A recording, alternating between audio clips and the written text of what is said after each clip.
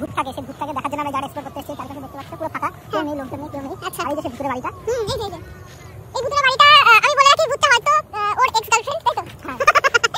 আর এটা হচ্ছে পুরনো বাড়ি, হ্যাঁ, ওর শ্বশুর বাড়ি নাকি এটা? শ্বশুর বাড়ি, এক্স শ্বশুর বাড়ি। কুল আছে, কুলের সিজন অবশ্য কুল হচ্ছে। এই কি সুন্দর দারুণ জায়গাটা লাগছে। তবে বলো তোমার এক্স কিভাবে মারা গেল? কিভাবে মারা গেল তোমার এক্স? এই কুলকে মারা গেছে। সিরিয়াসলি? হ্যাঁ।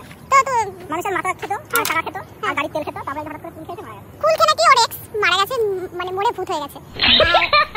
এই যে সেই কুল আছে, এই গাছের কুল খেয়ে নাকি তার গার্লফ্রেন্ড মারা গেছে। আর এই যে বাড়িটা পিছনে দেখা যাচ্ছে, এই যে, তো আগে কি আমি দেখাচ্ছি, এই যে ঘরটা দেখা যাচ্ছে, এই যে এইটা নাকি ওর এক্স গার্লফ্রেন্ডের বাড়ি।